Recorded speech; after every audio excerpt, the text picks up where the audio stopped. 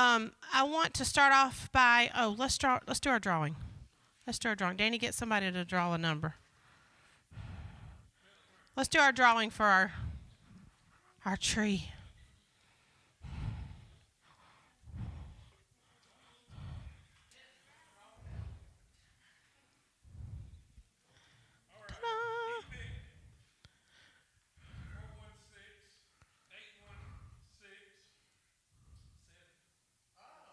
Oh, Gary, Brother Gary.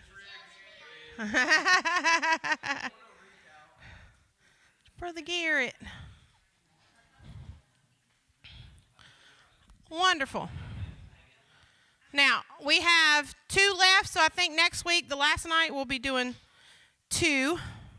And I think we have a little special gift for everybody next week. So make sure you're here for us to close out. Our final session will be next Wednesday night. And Seth and Hannah will be doing that one. So you see me up here by my lonesome tonight. This was supposed to be a joint effort as well, but my husband got called to do a mission in Columbia today, so he is not here. So I'll be tackling this on my own and very much with the Lord's help. With the Lord's help.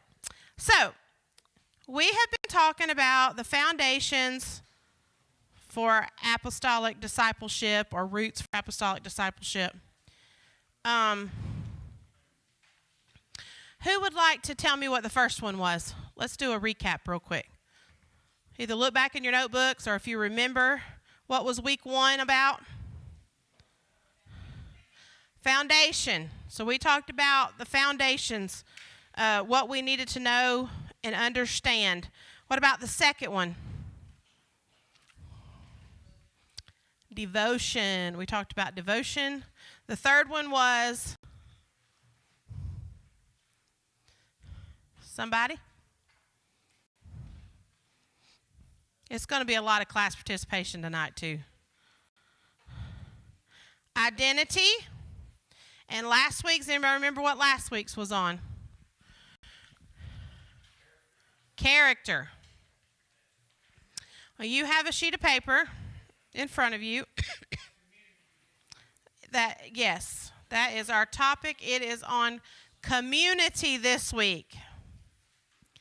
I want to ask you a few questions and see if this sounds like something you want to be a part of, okay?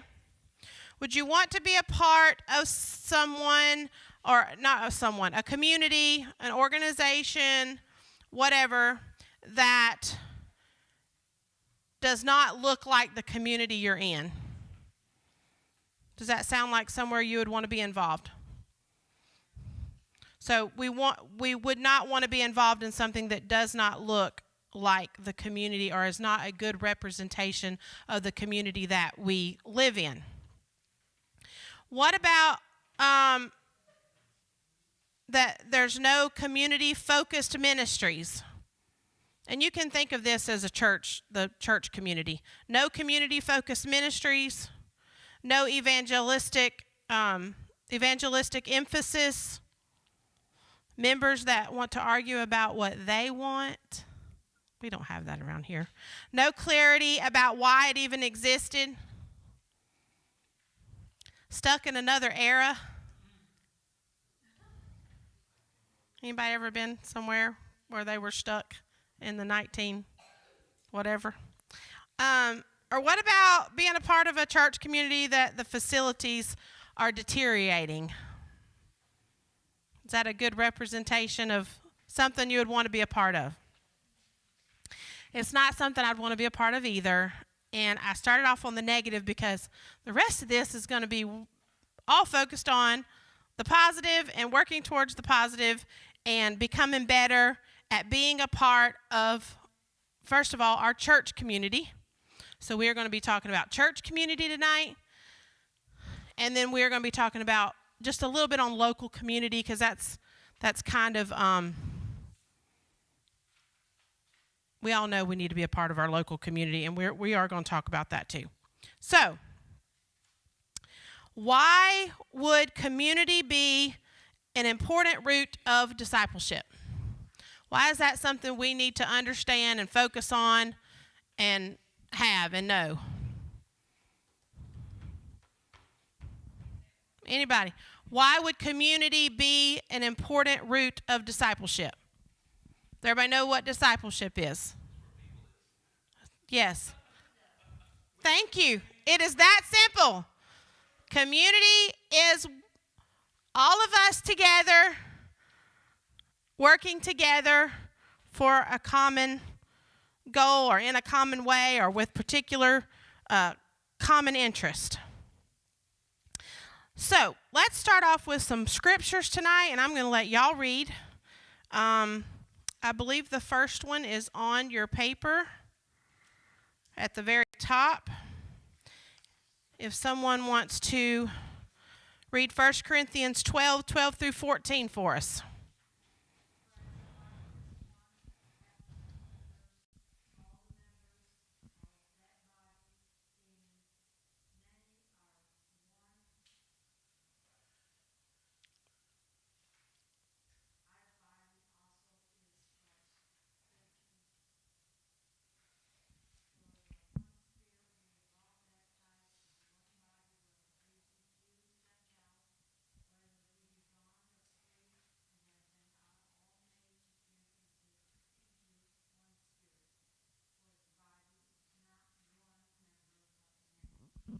So we can take that word body and we can substitute community in there. Okay? So we're going to kind of just bring it into the 21st century, and where it talks about us being one body, we are going to talk about church community, and specifically our local church community. Okay? What we are all a part of. And that's what we're going to be focusing on here for a little bit. Somebody get me Romans 12, 13 through 16.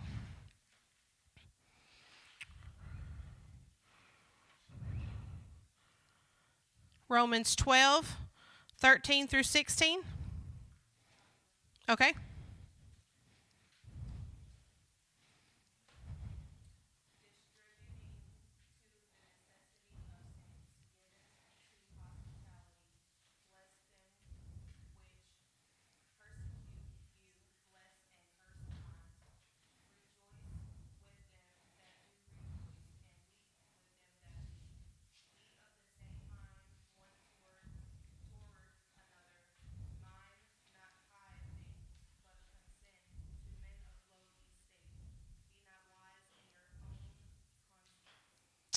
Conscience. So that's telling us how we're supposed to act with each other. So we're supposed to rejoice with each other when they're rejoicing. We're supposed to weep with each other when they're weeping. We're supposed to not, if somebody has a bad day and does us wrong, we're not supposed to retaliate back with the same. Somebody get me Ephesians 5:21. Ephesians 5:21. Okay, thank you. Whew. That's part of being, yes, it does. Submitting one to another. And a lot of these scriptures I have in my memory from recent Sunday school lessons we've already heard or messages that have been preached. So this kind of flows along with what's already been being taught and preached here. I just wanted to emphasize it in the context of our local assembly, our local church community, okay? So we are to submit one to another. We're not supposed to have one, what did the other scripture say? Head over, feel like you're higher than one of your brothers or sisters in Christ. And the last one is Galatians 6, 1 through 2. Galatians 6, 1 through 2. Someone will get me that one. Read that for us. Thank you, Warren.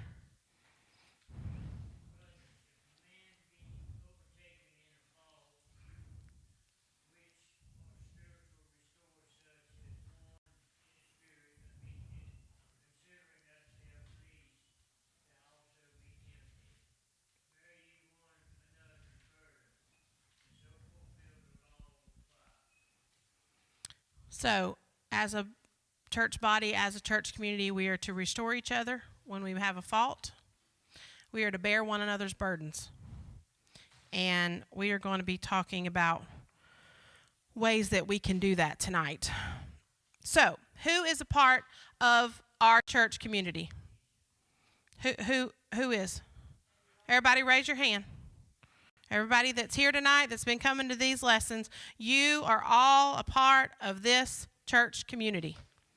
You're here, you're established, you're a part. One of the definitions for community is a feeling of fellowship with others as a result of sharing common attitudes, interests, and goals. So, we have a common interest here, right? Common attitude, hopefully. I think we do. Common goals. We have all of that. So we can definitely say that we are a community here at the Ark. So, now that you know that you're a part of this local church community, because you are, let's look at the first definition of community. A group of people living in the same place or having a particular characteristic in common. So, I do know that not everybody lives right here locally in Manning. Some of you live a little further out. I know we have some people from Sumter. And those are your local communities that you live in. But as far as our local community as a church body, it's right here in Manning where the church is established. So when we talk about reaching out to our community, we're going to be talking about reaching out to our local Manning community right here, because that's what we're a part of as a church body. Now, do you have a responsibility to the community that you live in as well? You do, absolutely. But as a church community, as a church body, we're going to be focusing on we're using Manning as our community. So, in order to be an effective, vital, healthy community, we have responsibilities. So you have a paper in front of you. And on one side, you have the church. Y'all like my little Ark church? And the other side is supposed to be the Manning symbol, but when I copied it, it got really, really dark. So that is supposed to be the Manning symbol. It says Manning, South Carolina, matchless for beauty and hospitality. And it's got the little palm tree and a cannon. So that's the symbol for Manning. Number one, under number one in that little box in the middle, the first responsibility that we have that we need to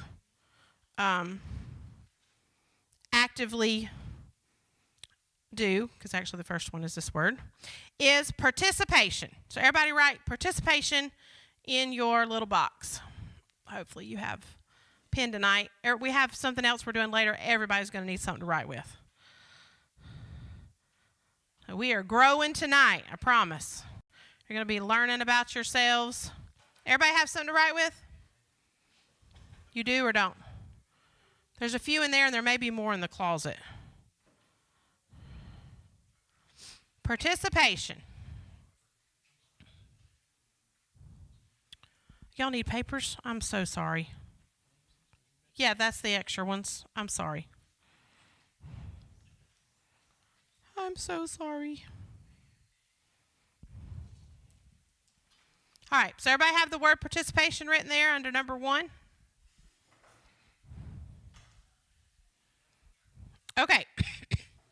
Participation is vital in order to be a part of a community, right? Right? Everybody agrees with that? Okay. If we had no participation from our members, what would happen? Exactly. It just fade away, die out, and we would no longer have a church. Everyone needs to be a participating member. Now, is that just me telling you that, or did we read scripture about that already? Right. In order to be a part of the body, if you read that whole chapter in 1 Corinthians, it talks about the different members, if somebody's a foot, if somebody's a this, if somebody's that, somebody's an eye, it talks about why you are vital and why you are important. And so it is scriptural for you to be an engaged participant in our local assembly, in our church community. So what we're going to do now is you are going to help me and help each other with ways that we can be participants. And we're going to talk about in our local church here at the Ark, and we're going to talk about in our community. So that's why you have lines on the Ark side and you have lines on the community side under the symbol. So who wants to give their first idea of how to be a participant? Let's start with the church. How can we be a engaged participant here at the Ark? You can come, yes. So we can do attendance. Now, there's going to be more than 4. What I want you to do is put 4 on your paper that maybe you need to work a little bit on or you had never thought about. Don't put the obvious ones. Okay? We're trying to grow and do better and learn things about ourselves. So the lines on the paper are for you to put ones down that maybe you didn't think about or you need to work on. Okay? So somebody else, what's another way we can be a participant here in our church? Be a teacher. All right? Be a teacher. We've got Sunday school classes that need teachers. We've got Wednesday night classes in the future, I'm sure, more wonderful studies and things we're going to be doing. We need Bible study teachers. That's a good one, Warren, and that's probably one a lot of us need to write down. Anybody else? Happens to actually be on my list. So we actually are in need at this present hour for church cleaners. So we used to, we've had a rotation schedule for a while, and just due to people moving and different jobs and stuff, that has really scaled down. So we're needing to get that build back up. So Seth or Hannah Gleason is who you would see about that if you feel the call to want to come clean the church. So, yes. And we like to have enough people. Right now we were only doing it once a month, but we'd love to have enough people to even spread that out more. So obviously the more participation we have, then the less you have to come and clean. Okay. Anybody else? It's another way you can be a participant. All right, coming to prayer. Pre-service prayer, Thursday night corporate prayer. So I'll go ahead and put the plug in because I did not mention that at the beginning. Tomorrow night between 6:30 and 7:30. Come pray here at the church. The doors will probably already be unlocked, but, if you need a key or whatever, Seth will. I know we've got some newer people here. So if you need access to that, then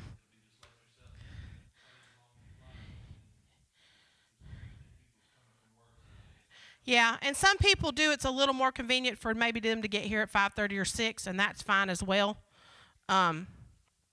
So coming to corporate prayer, coming to pre-service prayer is another way for participation. Anybody else?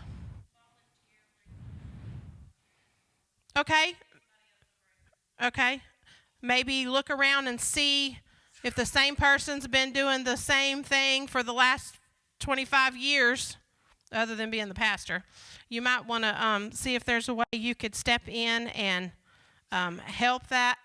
I think yeah. Danny's saying sound booth. Anybody else? Anybody? Ooh, y'all come on. This is class participation. We got to participate.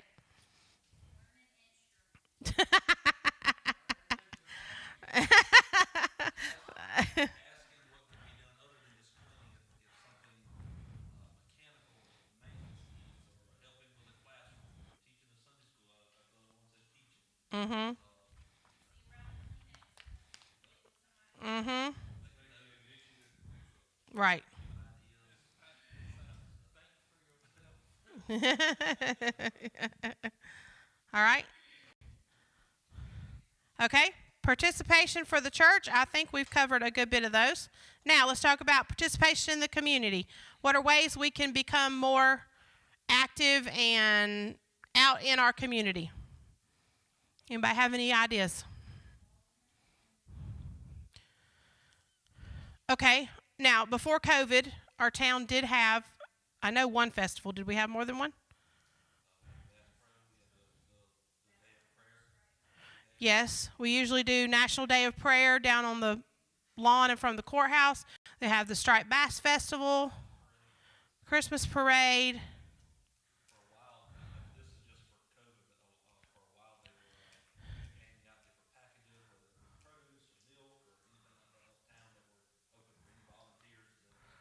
Okay.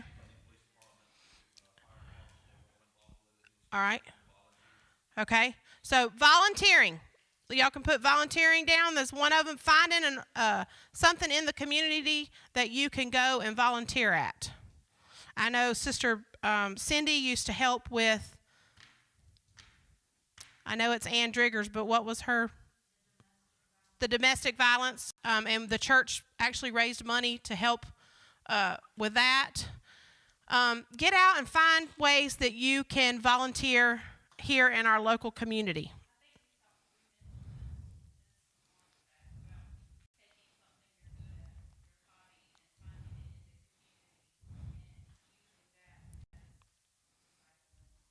Right, right,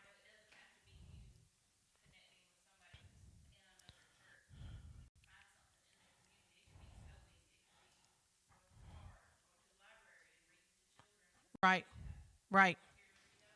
Mm-hmm. So getting into our community, I know we did. We do school supplies. We've done backpacks. We've done the boxes for the teachers to get them extra supplies. So when they have children in their classrooms that don't have what they need, then they have supplies there in their classroom. We've done that. Um, and as a church body, there are things that we will do as a church. But above and beyond that, you need to take on the responsibility to also find ways to participate in our local community, and we're going to talk about why in just a few minutes. Any other things?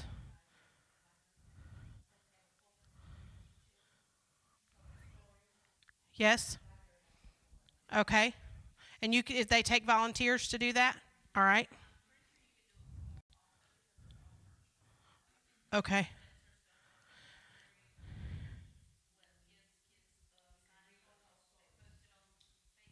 Okay. All right. Any other ways we could get involved in our community?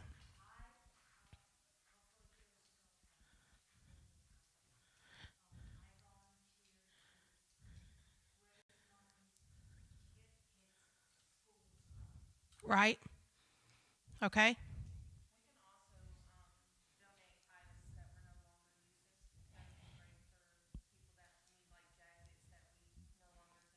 Right. Right.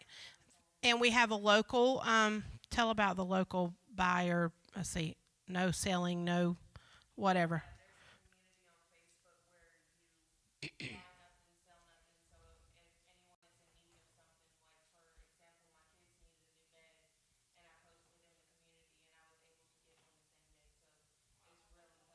Yes. So you got stuff laying around your house that somebody else could use. That's a super. You take a picture, pop it on that. You do have to join it and go by the rules, but it's a very good. It's a very good way to meet people and make relationships with people. I've noticed on there that people go back after they met somebody they were able to get somebody from, and they were like, "I so enjoyed meeting you. Thank you so much. It was great." So that's another opportunity to meet people. Anybody else? Any other ways? Just there's no right or wrong answers here. We just throwing stuff out tonight. Okay. Mhm.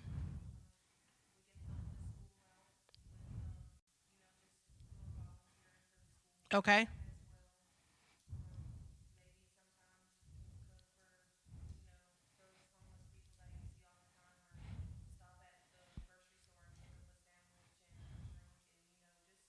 Right. Right. Right. Yes, absolutely.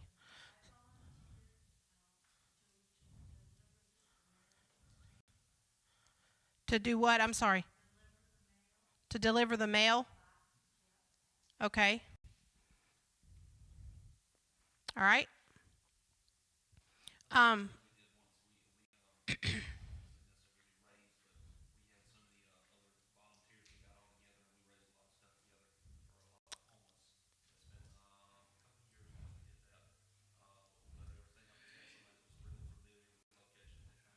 right.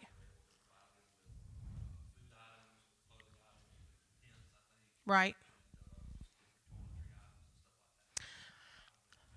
Um, we have an opportunity right now. I know Hannah sent a message out.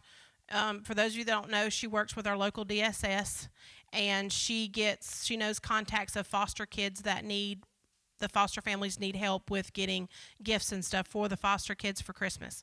If that is something that you would like to do and to take on a foster child, or two or three, however many, a family, she has that information. You just get with her, and she will give you their age. She'll give you their little wish list, um, all of that. So that is something that is an opportunity there that we can take on ourselves and help with during this holiday season.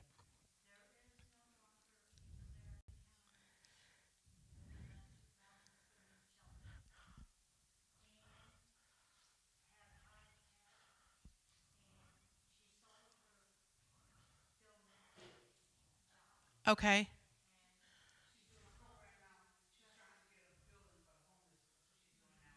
Okay.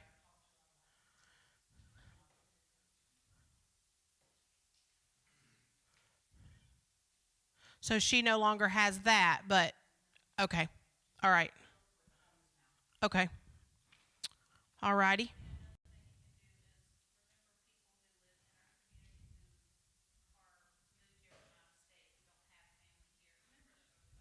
Yes. Right.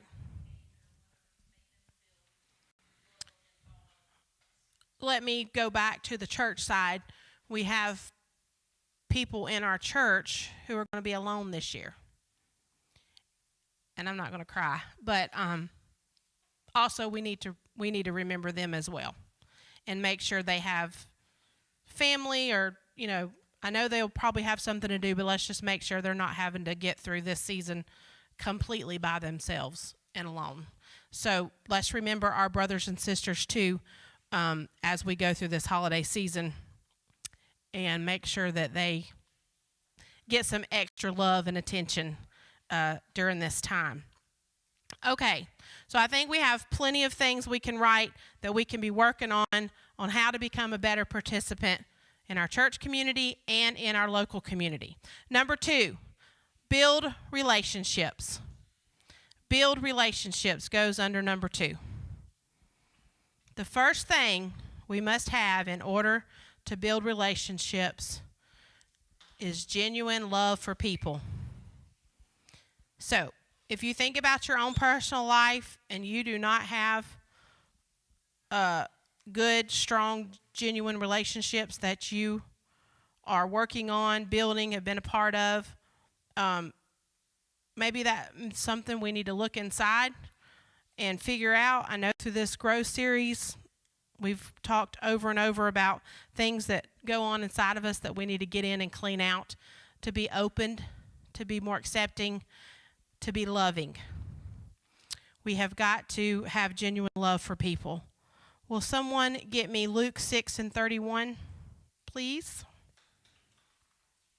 Luke 6:31.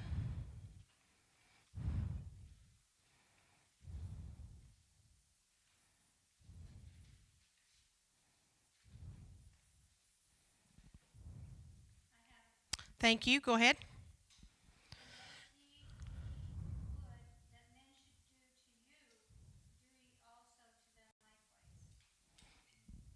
All right. And then let me get.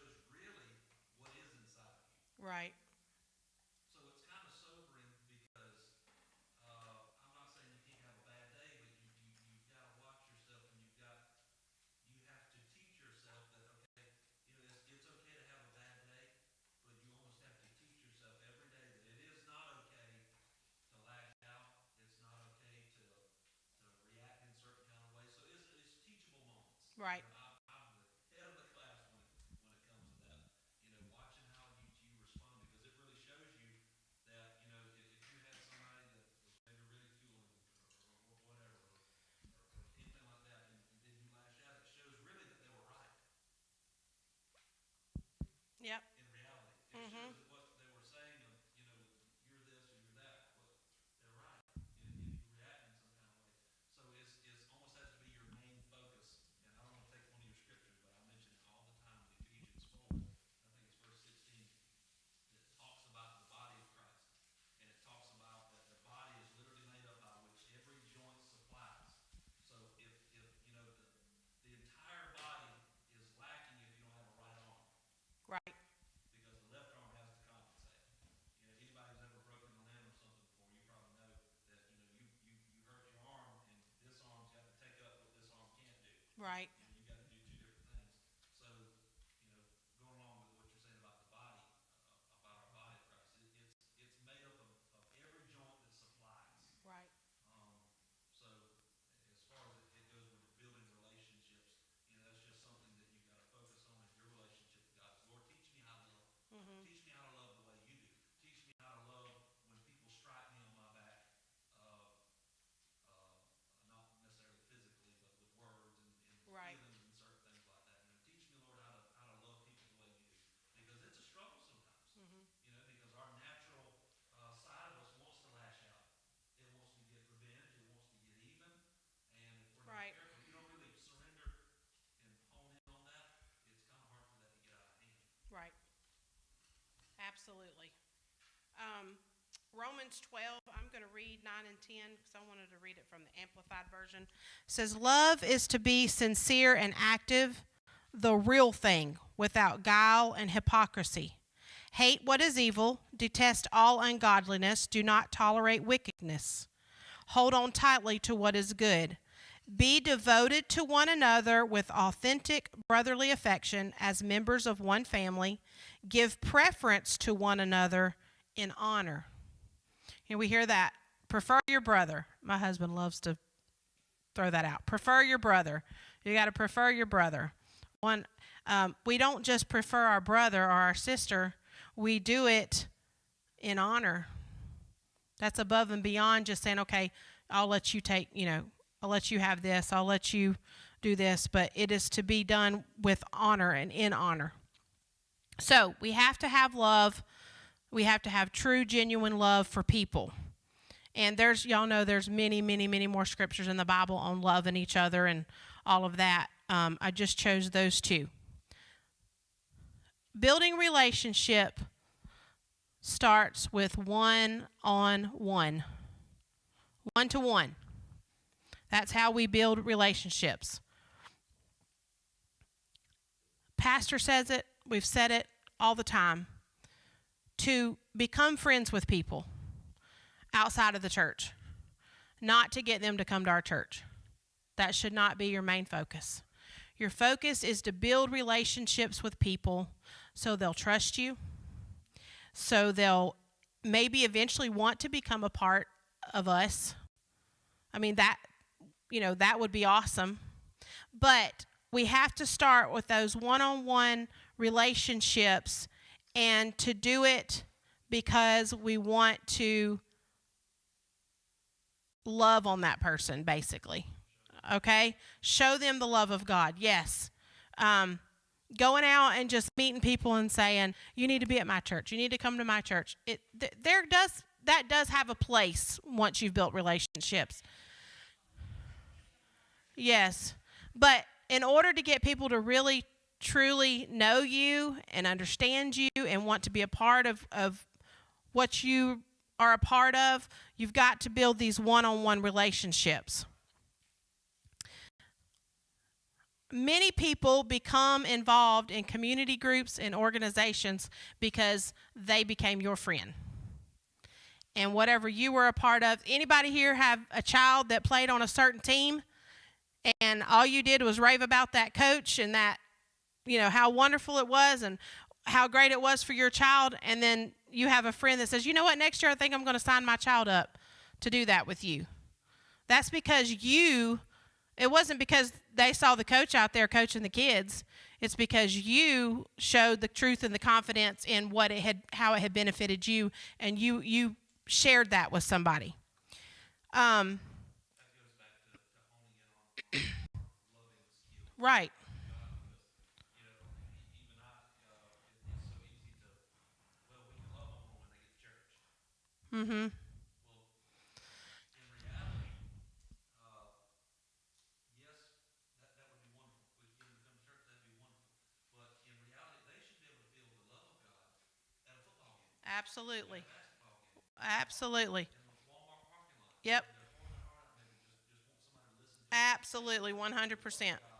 God right there. Yes. Not necessarily come to the church to have it. That'd be great. Yeah. Right.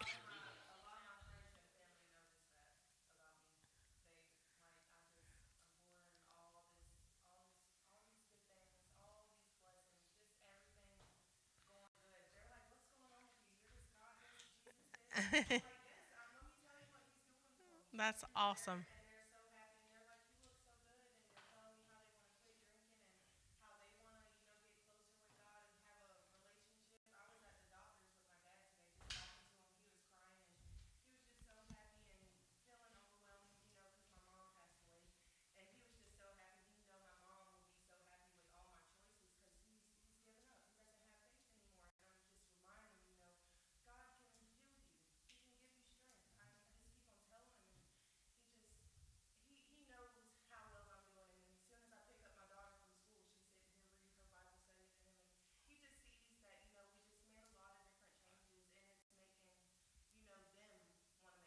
And that's making a bigger impact than for you to put him in your car and to bring him here on Sunday morning. Because it's... So, yes, absolutely. So, one other thing is relationships that we build, they give meaning and richness to our lives, to our own personal life. Does anybody have a friend or somebody that you've built a relationship with that when you're with them, you leave feeling way better than you did when you met up with them? You know, we reap what we sow, right? So we are going to receive benefit as well. Okay, so you should have building relationships under number 2. Let's throw out some ideas. How inside the church can we build relationships? Huh? And that's what Martha does. That's why she's back there at the door, and she's introducing herself as soon as people come. And so that's a good one. Don't just stay in your little comfort zone, your little pew up there, your little seat. Get out, go meet people, go talk to people, go introduce yourself. So how else? What's another way? What about just in this room right here? How can we build relationships with each other? Let's not even talk about new people. Let's talk about among ourselves. How can we build our relationship with each other better? What are things we can do?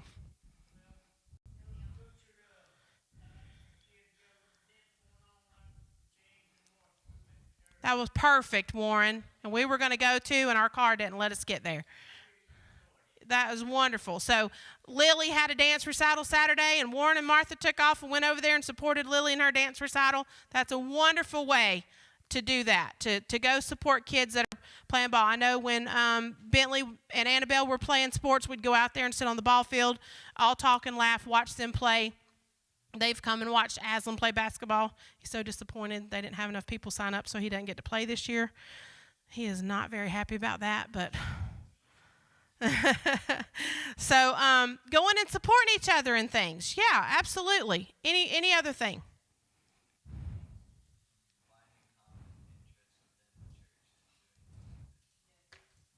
Very good. He said finding common interest with somebody in the church and doing that with them. I know Sister Gleason says for those that like to read, start a book club.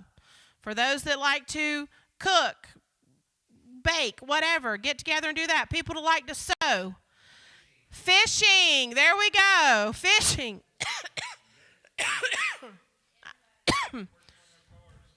Sister Linda Skipper, if you're watching, I don't know if you are, but Sister Linda Skipper used to do what? All kinds of stuff. What did she do? Scrapbooking stuff, sewing classes. She would make, she made homemade cards for people. I miss her. I miss you, Sister Linda. So just finding things that you can do to help somebody else, your brother and sister. All right, anything else? Going to eat. We went and ate with Joy and Quentin Sunday, and Angelica and James. We had a great time doing that Sunday. Inviting somebody over to your house. Having Danny, have Danny come work on your car, your vehicle. He builds lots of relationships that way. Anybody else have any other suggestions for within the church? All right, what about building relationships outside the community? What can we do?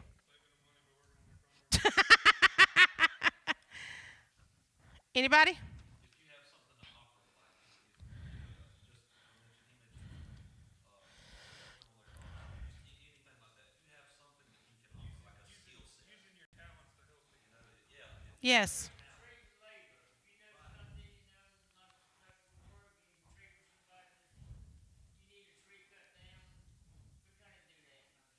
Mm-hmm. And they don't. Yep. Anybody else? What about this side of the room? Anybody have a suggestion on how to be more involved in our community? Build relationships.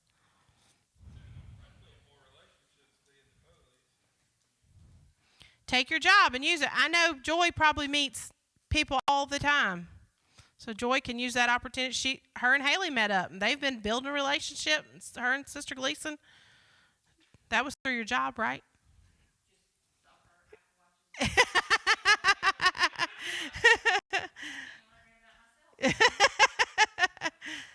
So use what you have, right? Use what you have. All right. The third one, the last one, is invest in others. Now, building relationships and investing in others, in my mind, we're kind of crossing over. So what do I have to do? I have to look up the definition of invest and build relationships and, do all that thing. So let me break down investing in others. So building relationships is just doing that one-on-one conversation, meet and greet, all that. Investing in others is to use money or other resources to attempt to improve oneself, someone, or something with the hope that doing so brings future benefits. So what? Yes. Exactly.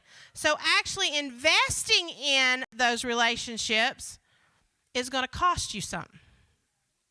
Okay? It's going to cost us something. We have to be willing to get in there. It may cost us money. It may cost us time. It's more than likely going to cost us emotional whatever. There will be some emotion type things that it will cost. I'm not going to go to the negative, but, getting in there, everybody doesn't think like we do or like I do. And so when you get in there and you actually start investing, it's commitment, okay? We're talking, it is bulldog grip on, I'm going to do whatever it takes to make this work.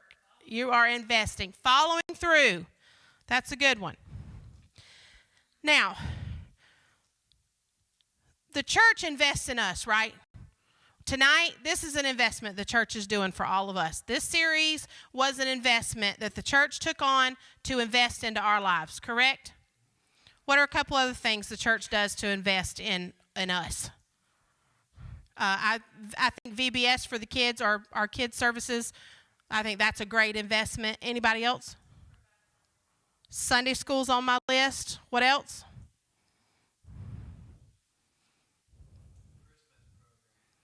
Okay. Special events.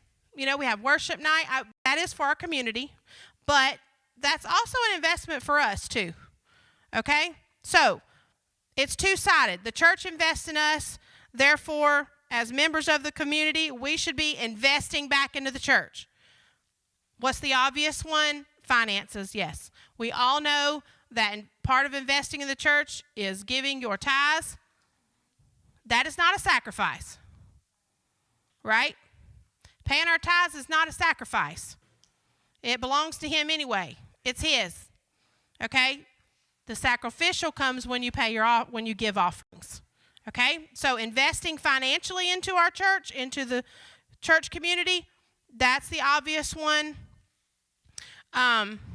What are some other ways that you personally can invest into our local assembly? Taking care of the pastor. That's a good one. I didn't have that on my list. What are ways, Danny, we can take care of the pastor?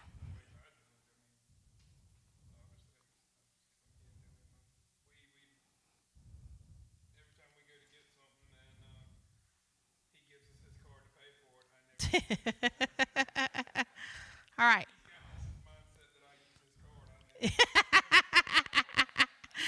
Take care of your pastor. I know there's people in this room. I'm not going to say who they are because they would not want to be mentioned, but I know they go by and drop stuff off on their porch and they leave things for them.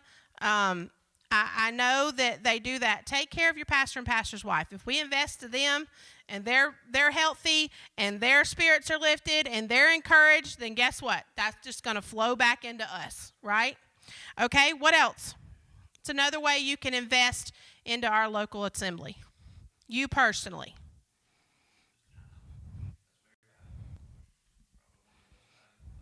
Yes. Time. It does. Absolutely. Yes. Right. Right.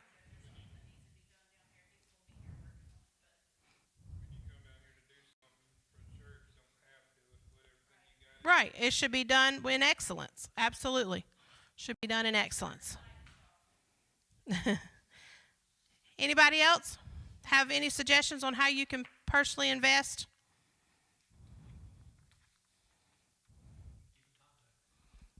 Okay.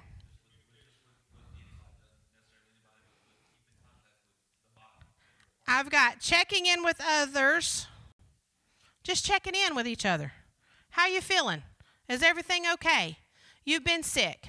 Do you need anything? That's investing into your brothers and sisters, into our church community. Go ahead. I'm fine. Oh.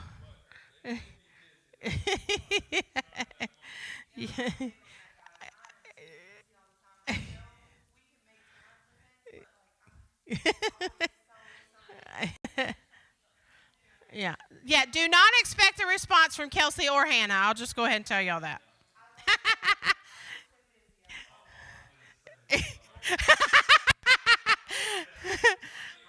No, Hannah, y'all, look, Hannah's got, what, 5 more months? 6 more months? May. And she's graduating, so she's gonna be better. But, yeah, she's funny because, I'm sorry, I just saw this. It was midnight. Not really. It was 10. Okay. Just being curious about others and taking time to just get to know them. Actually, I've done crossed over onto the community side. Be there for them. Be there for each other. That's how we can invest. Somebody's been in the hospital. I know when I had surgery, I had people bring me dinners and food, and that was wonderful. When people have babies, when people have been in the hospital, just, taking it upon yourself just to help take the load off just a little bit. A little bit is, if it's from your heart, it's worth more than gold, right? It's worth more than gold. Okay, what about investing into our local community? How can we do that? Well, one of the things I've got is being curious about others and then taking time to get to know them and their background. Okay, that means somebody that's not like you, right? It's easy to get to know people that are of the same mindset or whatever. But in a community, I'm sorry, I keep forgetting. In a community, everybody's not like us, and everybody don't think like we do. But that should not keep us from trying to build relationships and invest in our local community, right? Agree or not? Okay.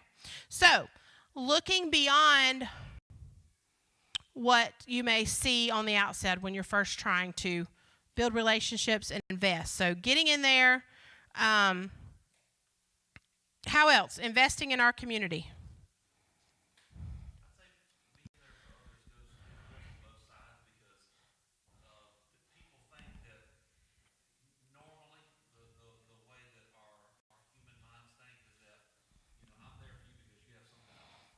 Right. And it may start out that way.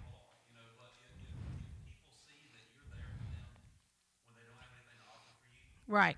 It starts to get the wheels turning because they're like, okay, what's the deal? Because I haven't done anything for you. In fact, I probably may have given you a headache a couple times, but yet you're still here for me. Right. Why? And it makes them think like that. And obviously, it shows in the future. At some point, it would show that you care about them. Even if they don't have anything to offer you, they don't go to your church. You just want to be their friend. Right. Anybody else? Investing in the community. I've got one here that says we try to resolve conflicts and forgive. That's an investment, isn't it? Trying to come to a resolution is a lot harder and more taxing than it is to just say, you know what, I don't agree with that. I don't like it. I just turn around and walk away. So getting in there and really trying to come to agreement with things, or at least just understanding somebody. Yeah, just getting in there and listening to people's stories and their lives and where they've come from. That's an investment. Right. But what that also does is it helps us get a better understanding as why they might be the way they are. Right? Slow down, chat and mingle. Slow down, chat and mingle. Pastor they love to bring up the Walmart thing. We rushing through Walmart, not looking up, not talking to anybody. We go in, we go out. Slow down, chat with the lady. I have the best conversation with Miss Laura. Y'all know Miss Laura up at Walmart. And she's the sweetest thing. She brightens my day when I talk to her. She's always so happy. She had to work till 11 o'clock that night. Support locally owned businesses. Joy, raise your hand. Support your locally owned businesses. That is an investment into our community, right? Right. So, do that. We already talked about this. Become a volunteer. Get involved in a community group organization. That's another way we can invest in our community. And then another one, I know we have not done this since we've been here. I don't know if y'all have ever done this, but a block party. Have you ever done block parties? Smaller version? Okay. Even in the neighborhood that you live in, coming as a community together and maybe heading up a block party in your community so everybody can come together, that's a great way to get neighbors together, people together. I know we're going to be talking just ministry-wise in the team with how next year we can become more involved in our community and things we can do to just get out there and just be a light to people and love on people. Okay, what time is it? All right, the last thing, Kelsey, if you will hand out that last set of papers. Now, don't get overwhelmed because you're going to be taking most of this home.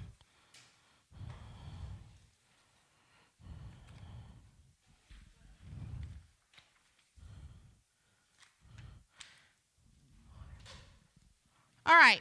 We have an idea and ways that we can be a part and be invested and build relationships and participate in this community, church community, and in our local community.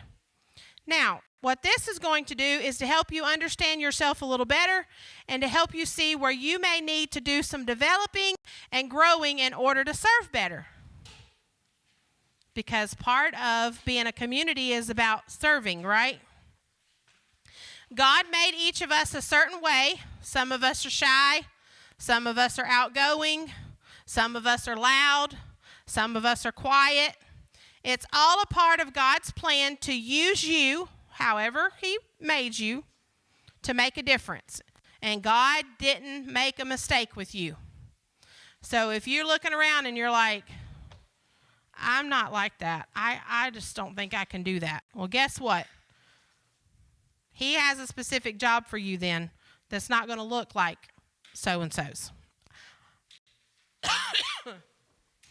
So we're going to go, all we're going to do is run through, this is a personality assessment. It's 4 little groups here. And we're going to run through these and do it together real quick, just because I want to make sure that you understand what to do. And then you get to take home, once you discover what you are, you get to take home and read about your personality, and they even give you people in the Bible that you match with your personality. Okay, as we go through the questions on this assessment, I want you to answer quickly and go with your first response. Okay? There's no right or wrong answer. Why? Because the way God created you unlocks the doors to what God wants to do through you. Now, number 1. Is everybody ready? I'm going to read it, and you're going to pick never, rarely, sometimes, often, or always.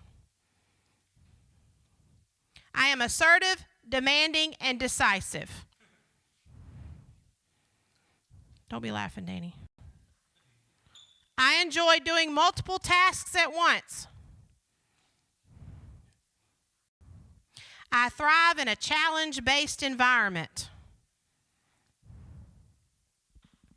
I think about tasks above others or myself.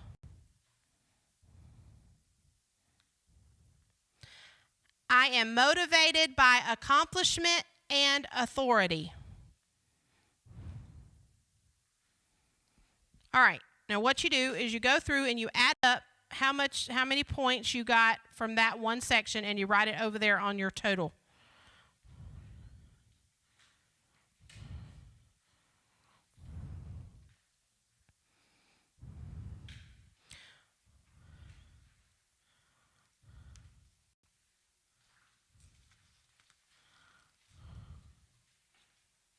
Okay, is everybody ready for number 2, or do I need to slow down?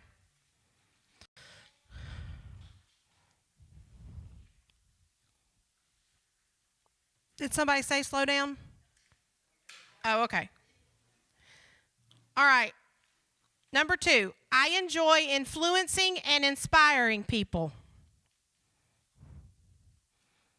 I am optimistic about others.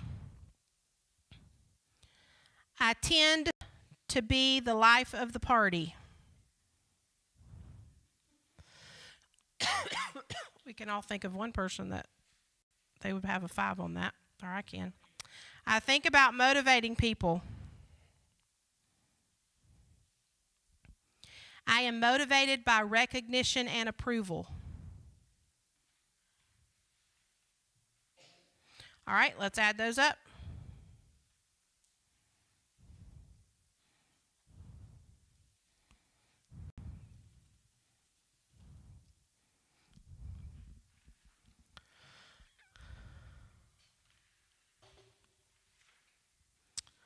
Okay, number 3, everybody ready?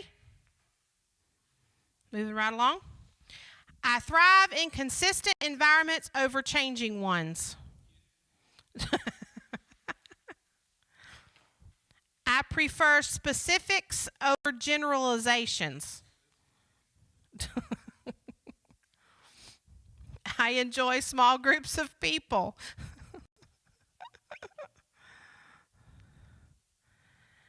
I prefer being a member of a team over leading the team.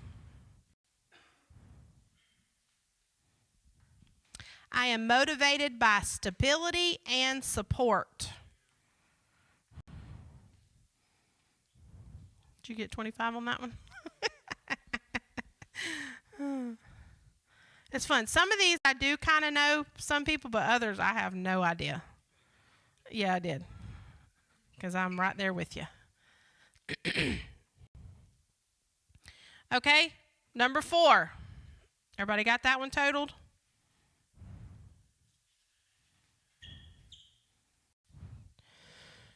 I typically do not take big risks.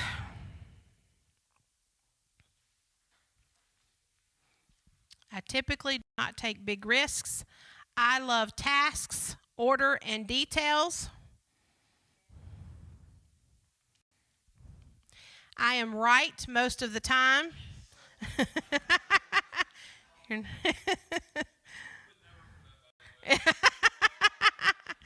I am right most of the time. I comply with clearly defined rules. Love me some rules. I am motivated by quality and correctness.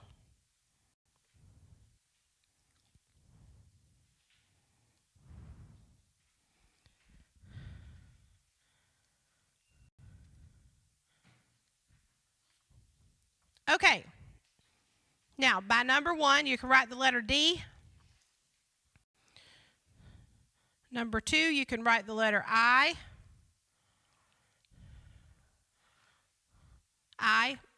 So, just write D and then I. Number 3 is S. Sorry. And number 4 is C. Okay. Now, over on the next 2 pages, whatever you scored the most on, you find that letter.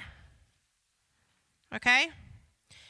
D-I-S-C, and you read that, and that will tell you about your personality. And then the second highest one that you got, they have that as well. So you would find, so let's say the first one, yes. Number 1 is D, 2 is I. Oh, you go to this page, these 2 papers right here. You find your letter. So I'll just tell you I'm a C. All right, so I go down to C. Cers are compliant, analytical, careful, and logical lines of thinking drive them forward, and accuracy is a top priority. Okay, so I'm a dominant C, so you find your dominant one.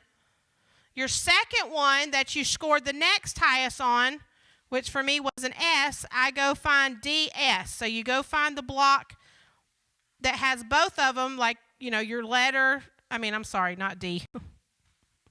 I'm CS. So I come down here and I find the CS, and then you read that, and then that gives you biblical examples. So my biblical examples were Esther, Zechariah, and Joseph.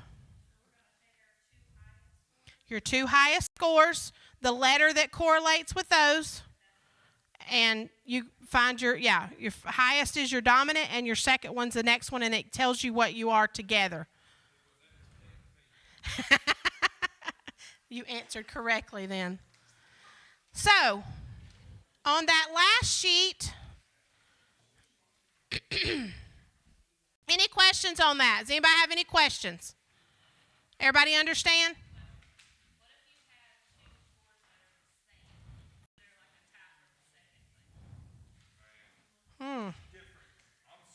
Look at both. Take your...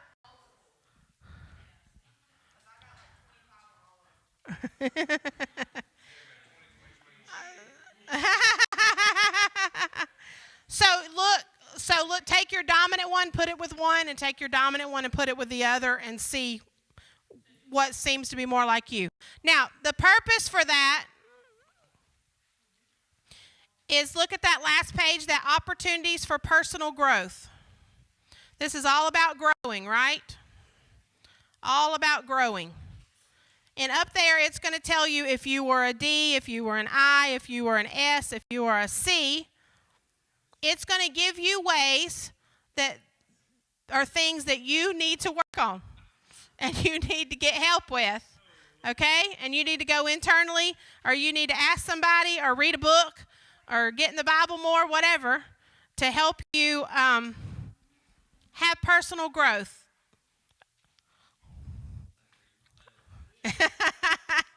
So raise your hand if it got pretty close to you. You feel like it was hit the nail on the head. Yeah, Sister Val? What about you, Mina? Is it you? Did it work?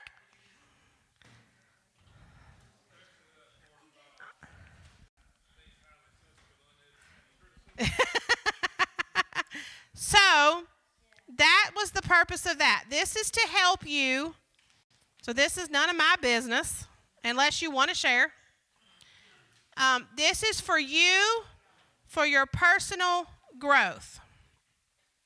That is called that's the simple DISC personality assessment.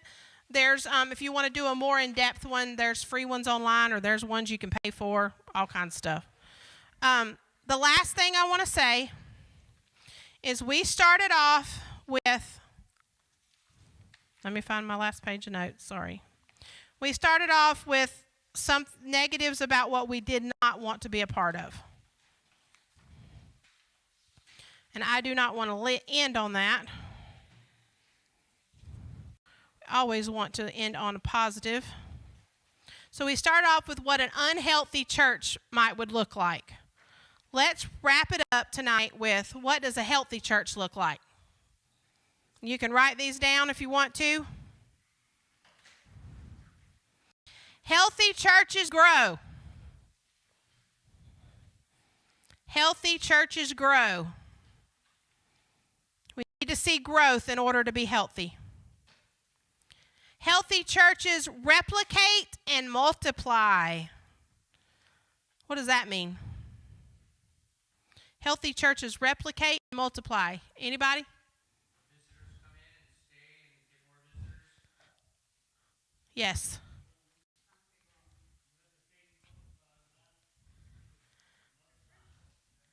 Warren, that means you get somebody, you build a relationship, you invest in them, they decide they're going to come and be a part of our church community, right? They're basically replicating yourself, and you're multiplying by bringing somebody else in here. We replicate and multiply. Everybody should have goals and be looking for opportunities to get others in the truth, okay? We have to get others in the truth. And then healthy churches remain. When everything else in the world's going crazy and when there's nowhere else to go, a healthy church stands strong in the Word, stands strong in who they are, and they just remain. We're here. Y'all hear pastors say all the time, I'm here. I'm not going anywhere. The church is going to be here until the Lord takes me home, and then after that, He's going to supply and make a way for it to still be here until He comes. So the church remains. That is what a healthy church looks like.